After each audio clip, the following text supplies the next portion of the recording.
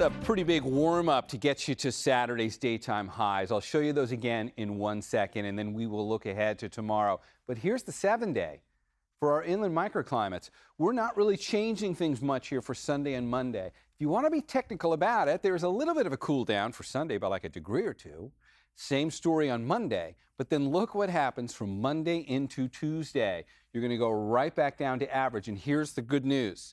We're pretty much going to stay right there going across the 7-day forecast for the inland microclimates. We'll look at the bay coming up here at the end of the forecast. We'll review all this again. First, take a look at what we did on Saturday. The daytime highs today on their own are impressive enough, but it really is the jump from yesterday that stood out about this. It's almost like the 3-day weekend itself, those 3 days, got bracketed. And we took a big jump up on day number 1 of the weekend. We're pretty much staying here until we finish day 3. And then right after that, as we just saw, the temperatures are going to start coming back down again. Here's what we're doing tomorrow. So this is Saturday. It's a little better than, I should say, these are Sunday's numbers. It's a little better than what you did on Saturday, but not much. And if we pick out usually the trouble spot, look at the deep shades of red here, up and down 680 and 580. This is usually where we're going to find some of our hottest temperatures. Antioch, you're going to 100 tomorrow. Concord and Livermore, you won't be that far behind it. Livermore, you did 101 today. So technically it's better, but don't plan on really noticing much improvement through the weekend.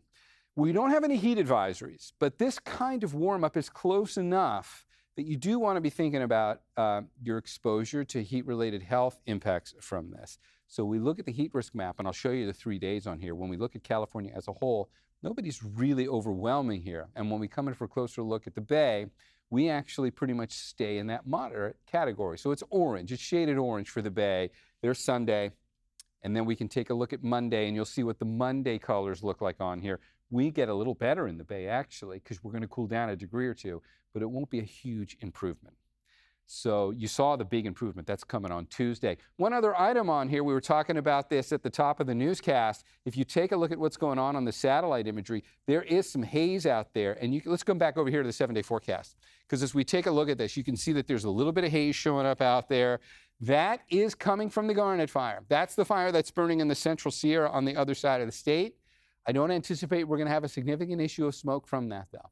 It just might continue to look hazy over the next few days. All right, so here's the 7-day forecast that shows us the Bay. Numbers in the low 80s still for tomorrow, still around 80 on Monday, and then there's your drop.